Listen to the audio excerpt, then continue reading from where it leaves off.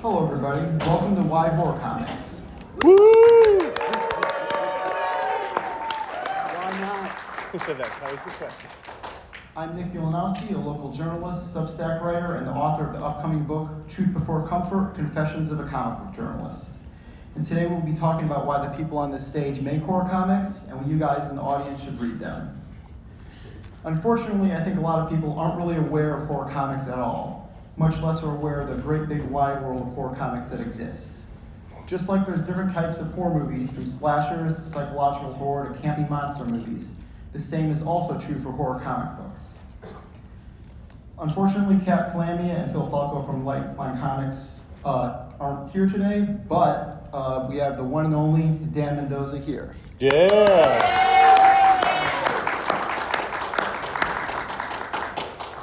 This is my second time organizing and moderating this panel at C2E2. I have questions prepared for a roundtable discussion, and also questions for every individual member on this stage. So, without further ado, I'm handing the mic over to my esteemed panelists and letting them introduce themselves. Tim, tell us about yourself. Hello, my name is Tim Seeley. I live here in Chicago. I'm a comic book artist and writer, and my horror credits are Hack Slash, Revival, the Rival TV show. Let's see what else I got. Assorted other things I can't remember off the top of my head because I just chugged a beer before I ran in here. So. It's good. I'm being honest. I wish I chugged a beer. I'm Alton Simpson. I do Vampires in New Jersey. I just flew in from Jersey. I do Witches of Westchester. I do Werewolves of Brooklyn. I've done films. Why don't you got him, man? Let's show him. Thank you. Thank you, Valerie. I am writing. I've done film. I've done music. But horror is a thing that seems to have stuck with me since the 80s. I like all the classics. I never thought I'd be, one, writing comics, and two, writing horror comics. But once I did Vampires and it started selling out at stores, and then I think 10 Kickstarters for $200,000. And actually, if I could almost announce it, we might be going into national stores pretty soon. Nice. So, after I read the contract to make sure they don't steal my IP. I almost had my IP stolen. Yeah. That's a whole panel to itself right there. I'm Dan Mendoza. I don't do much. I created a comic book 16 years ago called Zombie Tramp, and it's still going strong today, and I self-publish it. So,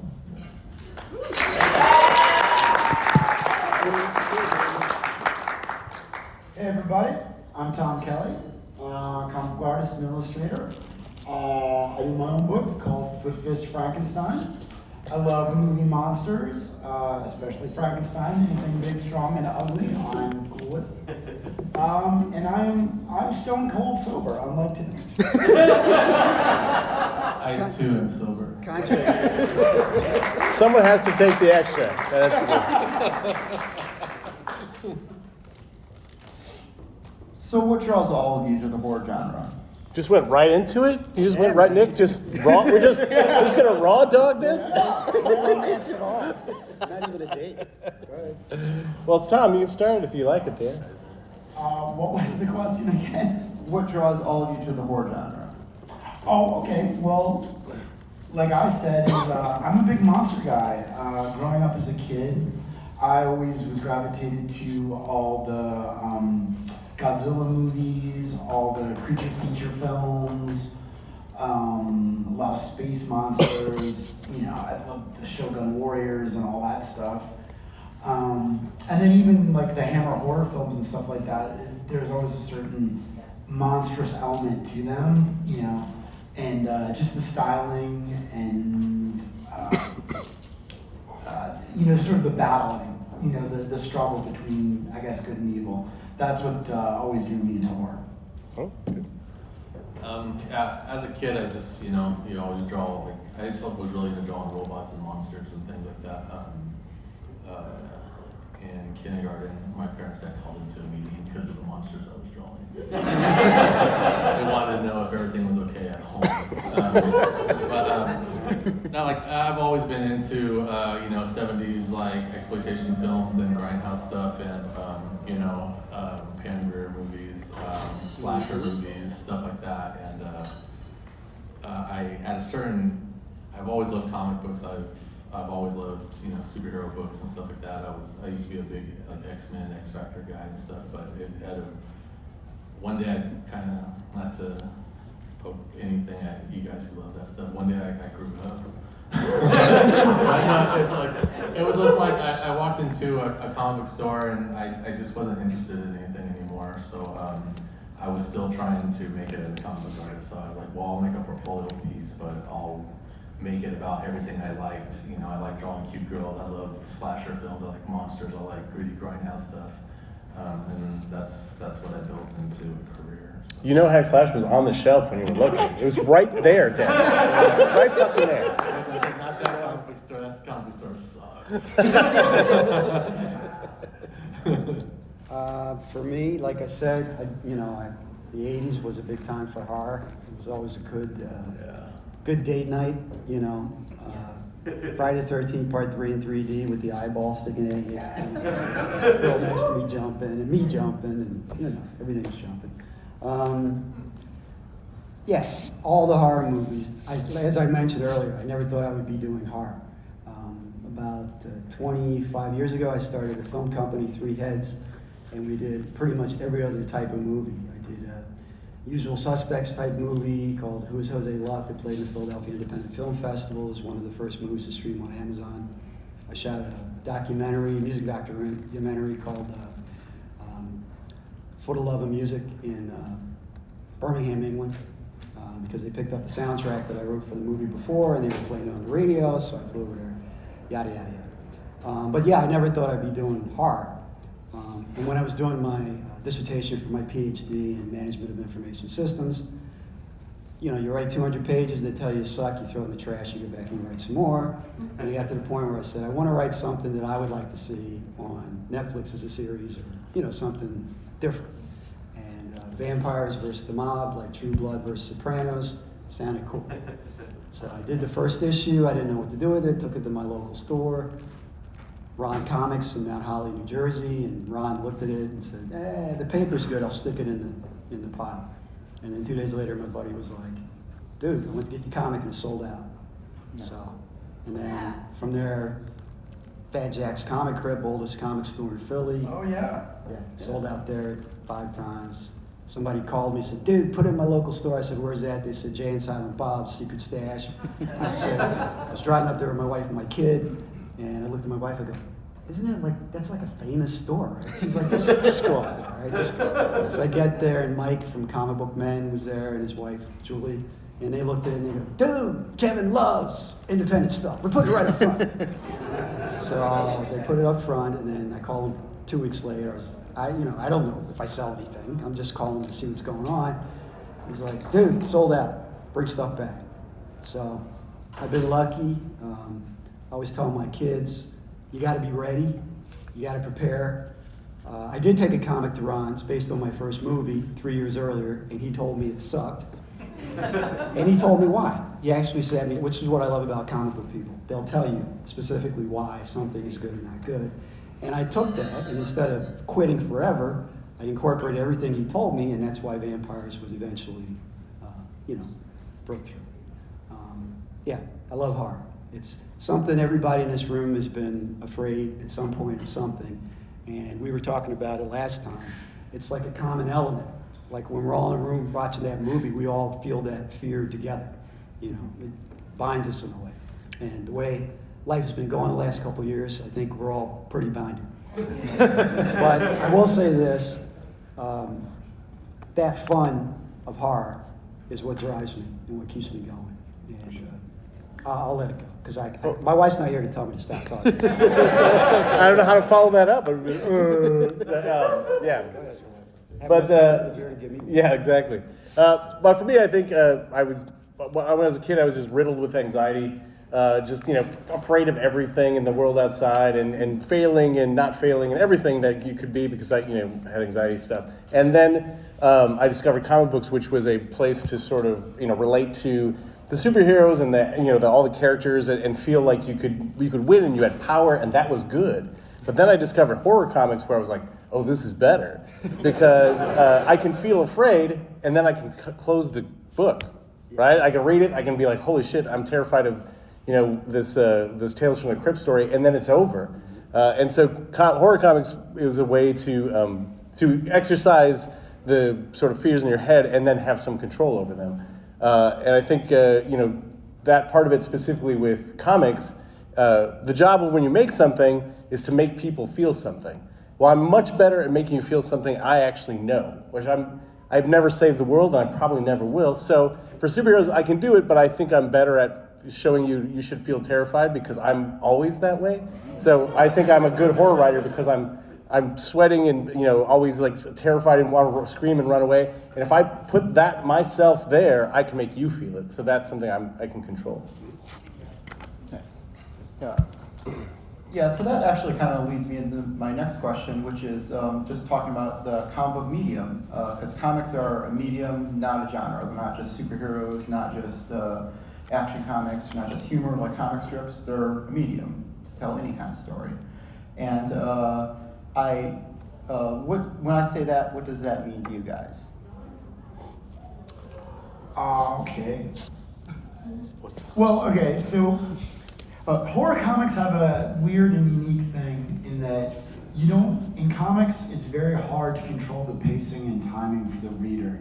You can't jump scare. Yeah, you have a page turn. And to build suspense, it's hard to stretch out a moment because you have a rhythm, and readers read generally very fast. They don't spend a lot of time on stuff.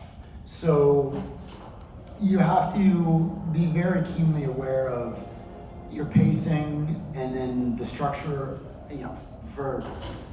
from my perspective, I'm much more of an artist creator than a writer creator. So I'm always thinking way more visually. So I'm very mindful of that. And I know that's a very keen difference that you faced a lot. Another element I think is just building mood because you don't have a soundtrack. Yep.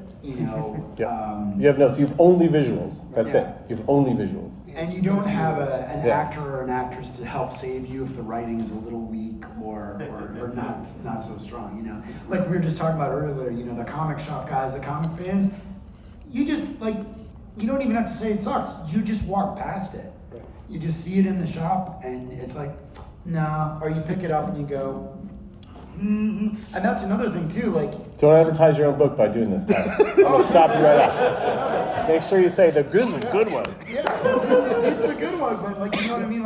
You can go into a shop, someone can pick up my book, Fist Frankenstein, or Tim's Hack Slash, or Zombie Tramp, and they can go right to the end. You don't control that. They can see the very end where with horror stories or films, there usually always is a huge impact at the end. It's hard to control, so you really have to be mindful of that and layer it. I mean, that's my take on it. What you guys think? Well, it has to be about character and it has to be about an idea that makes you unsettled. You think of the most effective horror comics, they put something in your head. There's a relationship in comics which is the panels, and then between them is a gutter. And in the gutter is you, right? I told you what was in the panel. Here's some characters, here's some mood, here's some lighting, here's some background, and then the next one has something, and in the gutter is you. You did that, right? I implied it. But there, I have to leave the part that sticks in you. That's the gutter. So if I put an unsettling idea, you think of the best horror stuff, it's not the stuff you see, it's the stuff you don't. Which is why comics is great for horror, right? Because it is all about you participating in this process. So that makes it and you think of most horror movies, if you see the monster right away, you're like, I'm out, right? But if the monster is implied and you do a lot of the work, it works far, far better. And comics has that advantage completely, 100%. I used to write, when you're doing, just any kind of story about horror stories where you make sure that the surprise is on the even page. Yeah, so it's page turning. Because it's right when you hit it and stuff like that, but it's kind of because of digital comics these days, it's kind of like it's not.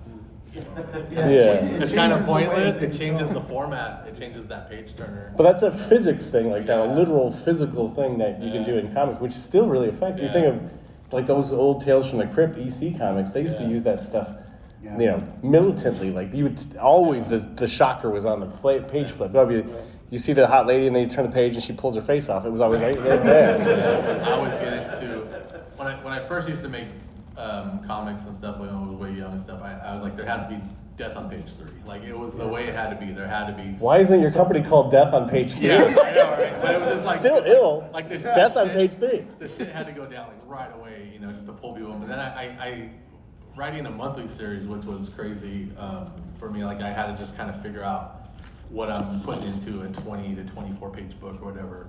And it was kind of like I would start doing my build and the shit would start going down around page 11. And you're like, hey, I'm on page 11. Let's start summing this shit up. Because so by the time you get to that page, you know, 20 to page 24, it's just like it's just that cliffhanger. You know what I mean? And it's. But yeah, I was always like page 11. I gotta just start summing this shit up. Like because I would go and write in a story, an idea I had, and I don't know how many issues it's gonna be. But once I would know. When I got to page 11, if this story is going to be done or not. But now we got another issue, dude. And also to think about how many issues you're going to put into a trade paperback. Yeah. To Yeah. know that, like, if you even put 3 issues in, you know that you have to make this story 3 issues long. Well, comics are weird because it's units and units and units, Yeah. right? Yeah. It's a Multiples one. of like evens. Too. Yeah, one unit is the panel. So each panel got to be effective. And then the next unit is a page, and the page needs to be effective. And then the next unit is the issue, and the issue needs to be effective. Well, you're an artist, And right? also like Yeah. controlling, And you're an artist. if you're not, Yeah. if you're not I'm doing not an a artist. lot of dialogue. yeah. So here's what I do. Go ahead. If you guys are watching a movie or a TV show and it goes 20 minutes with nothing happening, you're turning the channel. So to me, every 5 minutes, I want something to happen. Now, So every 5 pages? right, when I'm writing, I want something to happen. And usually I want it to be unexpected, but I don't want it to be so unexpected that you go, what the hell's this? So it's like a balance of the two, but every couple pages in my stuff, something does drive the story forward in an interesting and impactful way that makes you go, I want to see what's going to happen next. That's I might borrow that. Yeah. That's pretty Yeah, I also like. And I've been lucky enough to work with artists that get it. Yeah. You know what I mean? Because an artist that doesn't get it, then the story's all over the place. As far as So I've been controlling lucky. pacing, when you're not doing a lot of dialogue, I like to control it with sound effects. Yeah. You know what I mean? Like little subtle, like little things. Yeah, yeah. Little That's things actually, happening. that's Like, actually a it real kinda helps boom pace it, though yeah. with comics, like 'cause you can make the sound effects a visual element that you Yeah. don't quite get in films. And it also makes the reader has to read that and make the sound in their head. Yeah, Yeah. you Yeah. hear it. Yeah. Yeah. But like you can shape it. You can shape the thing as an axe or a knife or a gun or a Right. blood spatter, and like that's another layer that actually like film and television don't quite get. Like Oh, yeah. they sort of do, but they don't. Well, because we talked about, but the interesting thing, like with the history of comics too, is the first comics were humor comics, right? They were, they were strips. They're adapted from newspapers, and then the second ones are kind of horror and crime. It's not superhero, Yeah, like it's detectives. It's detective stuff or horror stuff, because they figured out really quickly this is what works. Like this is, and like all the things that stay in comics is because they are uniquely suited. Comics are great for humor because, setup of a joke, middle of joke, punchline joke, right? 3 panels, boom, Right. here you go. Works great. And then superheroes work great because you can draw people with skin-tight costumes, and it's really easy to, get that across, and it doesn't have to be realistic, and the action works really good. And horror works really good because of that relationship. I'm building this thing with you, and I'm taking you on the journey, and I'm expecting you to do some of the work for me, right? So I can cater horror to you in a way that I couldn't in a film necessarily, right? I can't do it. I have to imply all those things. I have to put them all there. It's like closer to doing theater, kind of, in a way, Yeah. right? It's a little bit about this relationship on a stage with the actors and what I'm not showing you, what I'm asking you to put there. Like Mike Mignola talked about how he lays out pages and how it's always a stage performance. That's why his shots are just always straight on. Like he builds his set and he just like runs. Moves it, the just characters. Yeah, he just moves the characters. So, what are some of your favorite horror comics? Oh, I mean, obviously Hack Slash is a Oh, there, thank you. put Fist Frankenstein. That's in fact, all of the ones on this here are. Okay, no. For real, a lot of the horror comics I like and like really come back to when I was younger, when I was a teenager. So it's things like Tomb of Dracula with like Gene Colan. A lot of Tales from the Crypt. 30 Days of Night, I really enjoyed that book. I thought that was really good. I do like some of the manga horror stories that are out there. I don't read a ton of them, but the ones I do, I do seem to really enjoy. I like the way they adapted the Strain trilogy. I thought they did that in comics very well. Those are the ones I can think of at the top of my head. There's a lot of other great ones, but I'll let these guys name them. Yeah, like Tales of the Crypt, all those things. Tales of Zombie, anything that says Tales in the beginning. I really liked when Jay Lee broke free from Marvel and he did Hellshock. I thought that was a really cool series. I don't know if you even finished it, but it was. He did. It was good. Yeah. It was a very good looking book. I'm more of a visual guy, so it has to be like. I'm an artist first and writer second, so it just had to be an artist that I loved, you know what I mean? So with that Greek stuff, like he used to say, 30 Days of Night was like one of the coolest horror comics that had come out that I read, and I was like, this art style is amazing. But Ben Templesmith. Yeah. Me personally, I don't read anybody's comics because I feel like subconsciously, if I like it, I'm going to steal something from it because I don't feel anything's completely original. But I will say to all of you out there who are doing anything, do your version of it because you're an individual and it's going to come out different than how it was originally done. Do a twist. And the twist is your personality, and that's what makes it new. Nice. Well, Swamp Thing by Alan Moore. That's, I think, the best horror comic of the modern era. It's really disturbing, but it's also really beautiful, which I think it lulls you into a false sense. Grant Morrison's Animal Man, also terrifying comics. And then there's a story I recommend to everybody. I think it's the maybe best sort of horror comic example I can ever think of. Is Bruce Jones and Bernie Wrightson did a story called Jennifer. It was in one of the Pacific Comics short story collection. It was turned into a Masters of Horror episode. Yeah, that was a good one. It was a real good one. But the original comic, you can find it, is a masterclass in how to tell a horror story. It's just so unsettling and weird and gross. And then anything by Kelly Jones, if you ever, Dead Man by Kelly Jones and Mike Barron is incredible and weird and unsettling. And even though it's kind of a superhero book, but Sleepwalker was. Sleepwalker, yeah. That was a good one. Great design more so than anything else, but yeah, great concept more than anything else, but yeah. Nice. Yeah. So Dan, in Zombie Tramp, the titular, in Zombie Tramp, the titular character is essentially a deadly reckoning for abusive men and other power-hungry, evil people, essentially, and they often die in very violent ways. And part of what's scary about it to me is I sympathize with what she's doing, but then that makes me scared of myself as well. So, like, when you're writing this book, when you're writing this fucked up shit, like, like, how much are you like, yeah, that's what they get, or are you like, ooh, this, or are you scared of the character? I don't know, dude. Like, when I write, like I was telling you earlier, when I write stuff, I don't have an intent. Yeah. You know, there's no intent, there's no hidden meaning. Like, I don't say I'm gonna make a story about this. Right.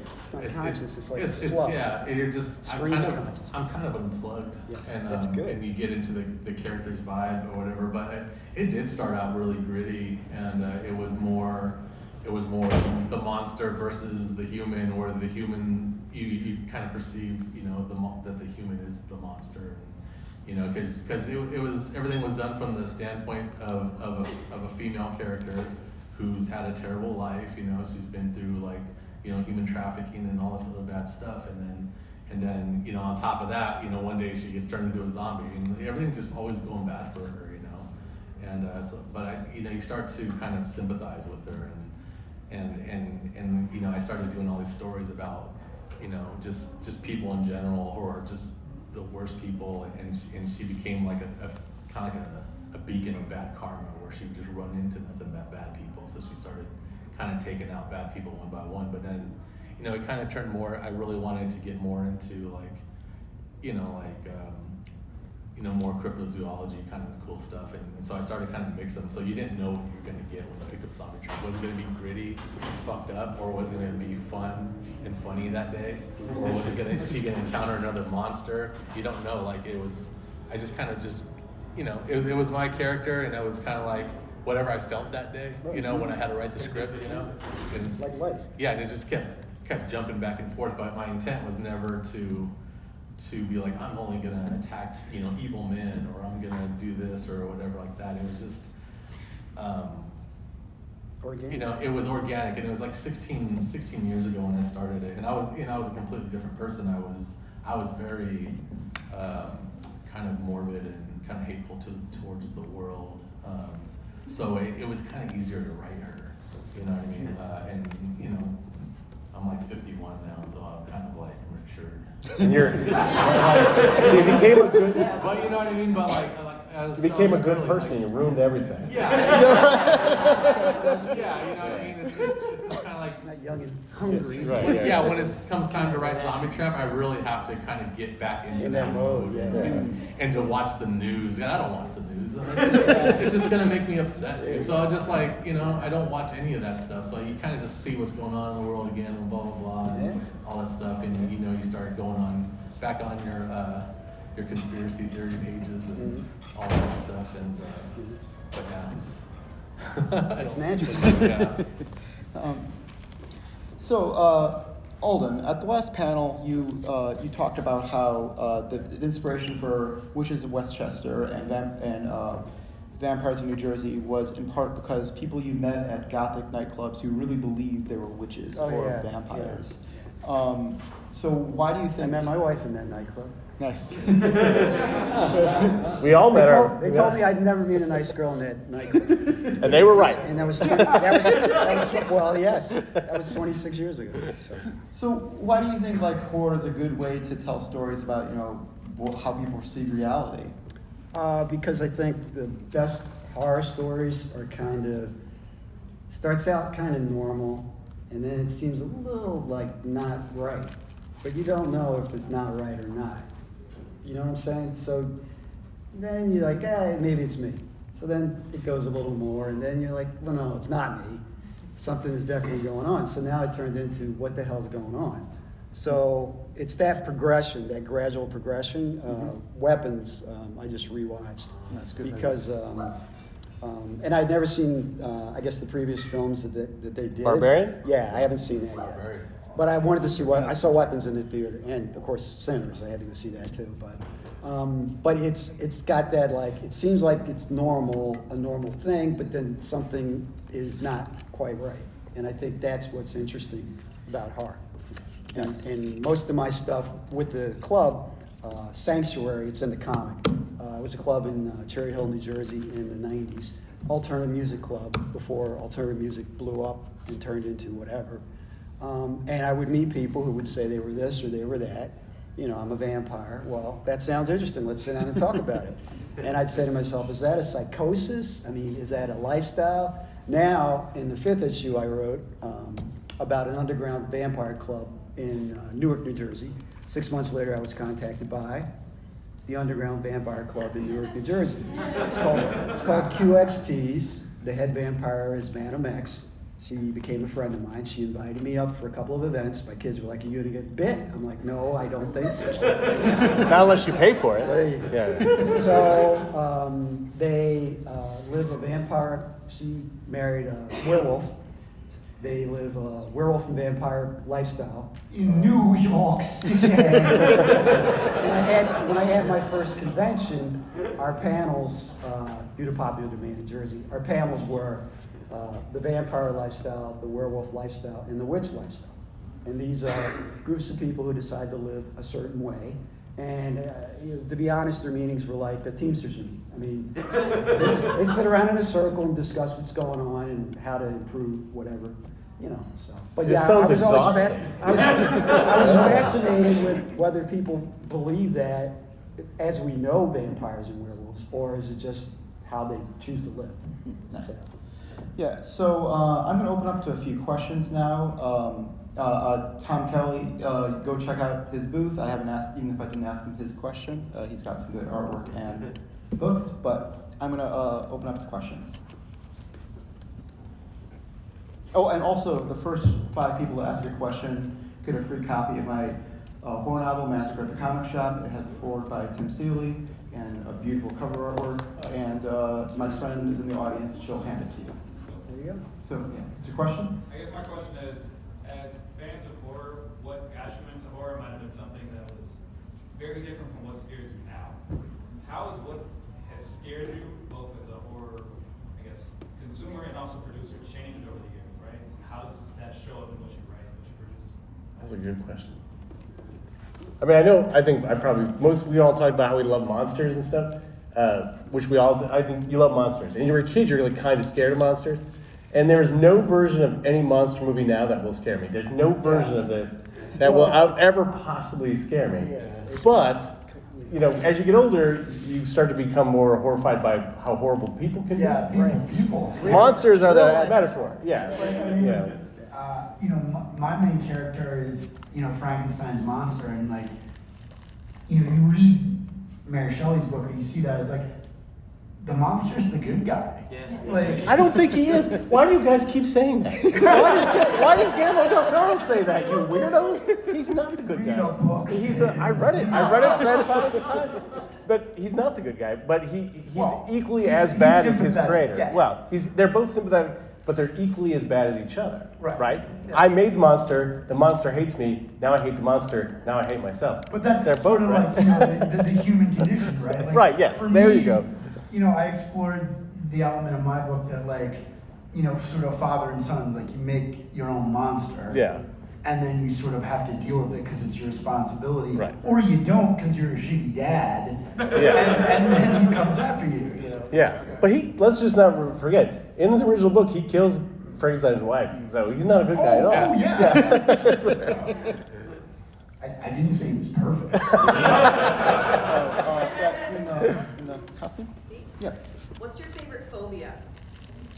Oh. In general, or to write about? Or... Tryptodecaphobia, fear of little holes. Right? You ever see like something with little holes and it makes you uncomfortable? Yeah. Like look up tryptodecaphobia. They'll show you a bunch of pictures and you're just like, We all have it. You all have it. You see a bunch of little holes and you're like, icky. What? It's giving me goosebumps just to think about it. It's true. Yeah. We should be doing shots.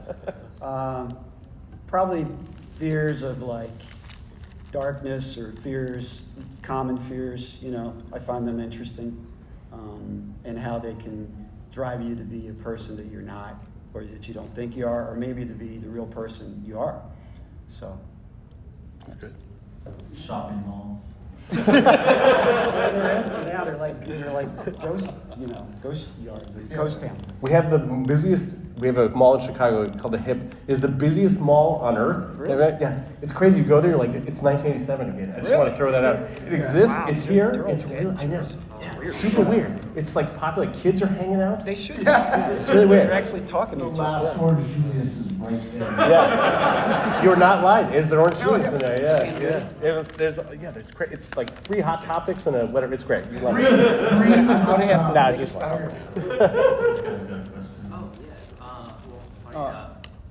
In the back? Oh. Yep, sure. You with your finger. Yep. Tom had alluded before to horror manga. I was just curious if you write horror manga, how you feel about horror manga. I read all the Junji Ito stuff I read, and Yeah. what's the guy where there's a bunch of sea life which has got some kind of membrane on it, walks around and shit. What's that one? And then Uzumaki, that's a great one. Other stuff. But there you go. But they have culturally a different thing going on. Yeah, that's the thing that I struggle with a little bit is penetrating some of the cultural symbolism. One of the greatest horror mangas that I encountered was probably like 15 years ago.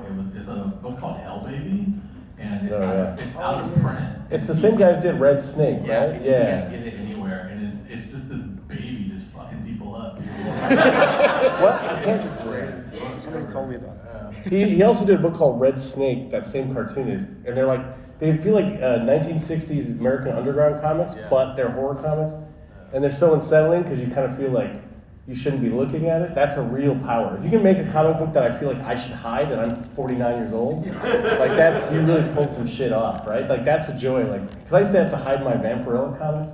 Okay. Yeah, like under your beds. Unrelated reasons. I mean, for both reasons, I guess. Yeah. But that's like a power of the manga stuff because it's culturally separated. Yeah. So for me, it feels icky in a good way, like or a bad way. They're both the same thing, basically. You in the front. I have been struggling for a while to like write an entity or a monster, and primarily like how I like write is like through just like an overall theme. Have you guys ever struggled with that? And when you're creating a creature, what's the first thing that you try to gravitate towards while discovering it on your own? I try and make all my, like Werewolves of Brooklyn. I try to make, we all know what werewolves are traditionally, so I don't even talk about that stuff. I come up with different things that the werewolf can do that has never been done before, or might have been done differently.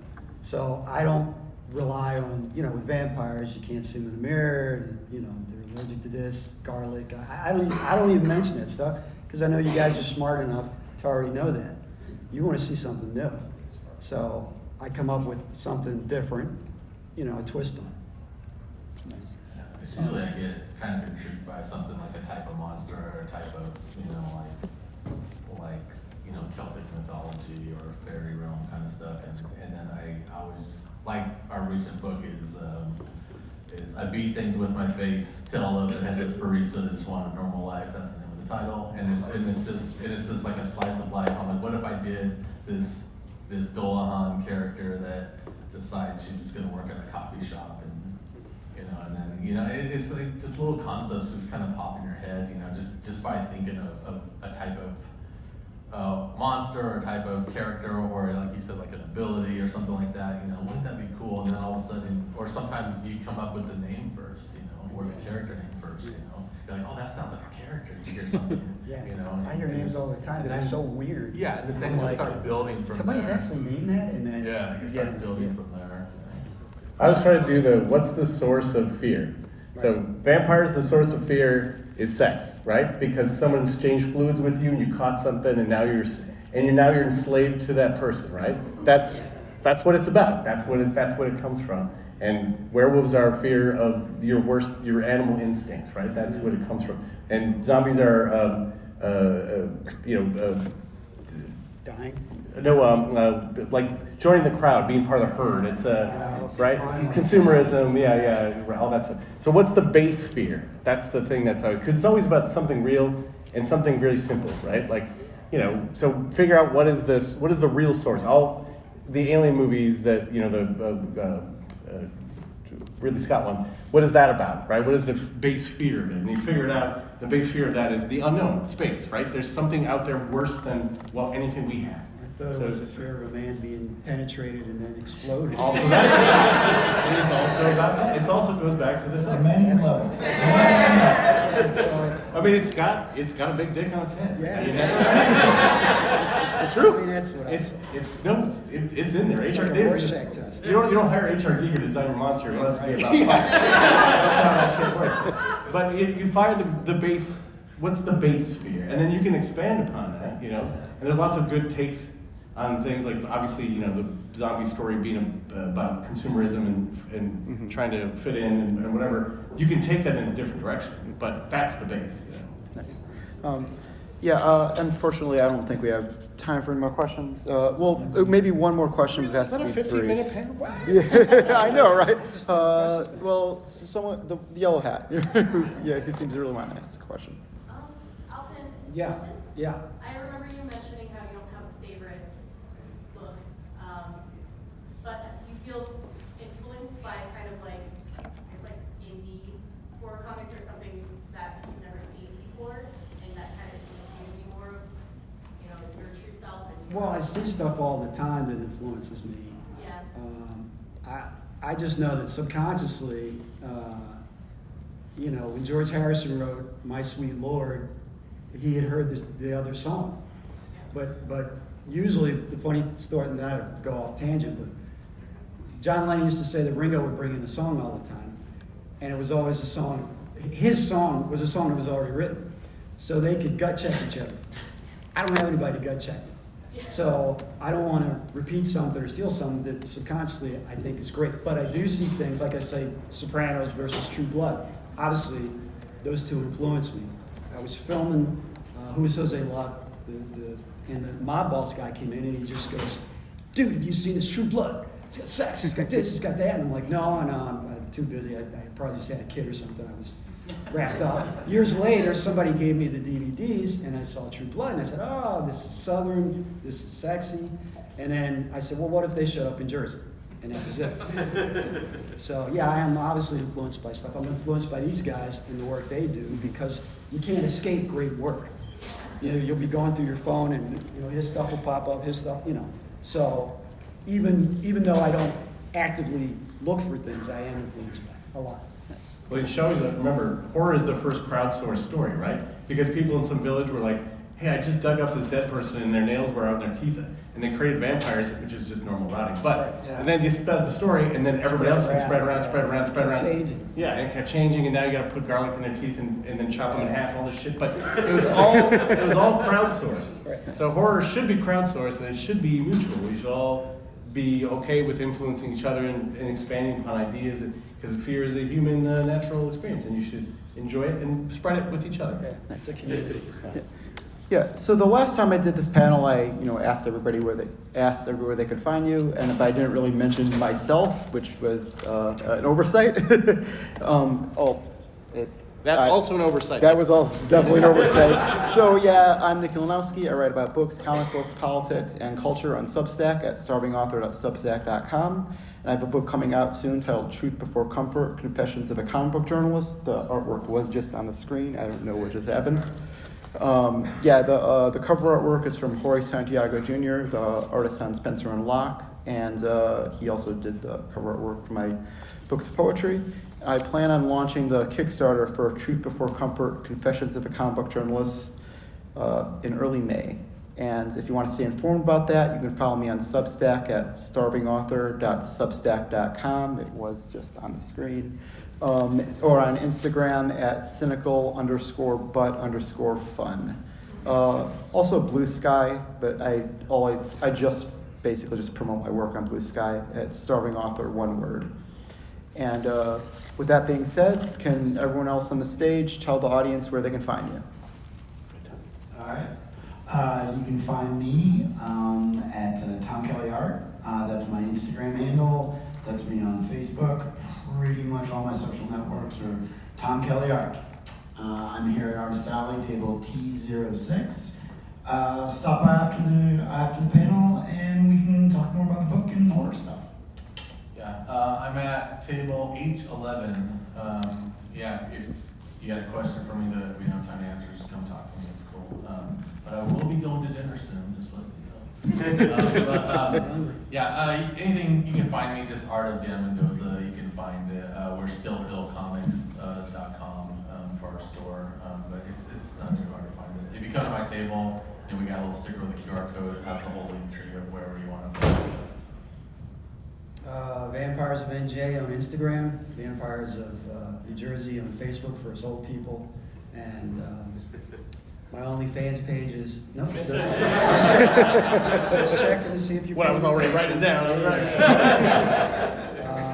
I'm pretty accessible. I don't have a table here. I never have a table here, unfortunately, but I do have comics. If anybody wants to get graphic novels or whatever, could be a big year. I'm doing my first film festival. If anybody shoots film, a horror film festival at Kevin Smith's Smodcastle Theaters in May. Kevin's been a great influence. I've met him a few times.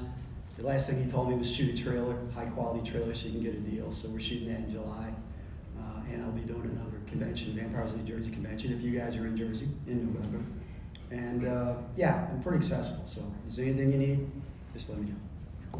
I'm in Geo3 and Artist Alley, and you can find me on the internet all over. Tim Seeley Art is usually where I'm somewhere there. Also, Tim and I did a crossover last year, so did you bring any books? I sold those so long. Those went so fast. I have some books. There's like maybe 4 left if you guys want to grab them. Get 2 and signatures. have There you go. You can get us both. Get We'll 2 do, signatures. we'll do opposing That's boob gonna be sketches. rare. Yes. We'll do movie remarks. Yeah, hack slash versus zombie tramp. Wait, he even actually say the title. So yeah, if anyone has any more questions or comments, I'll be hanging around this room for a little bit, and you can say hi if you want. With that said, thank you all for being here, and thank you to all my panelists. Thank you. Thank you.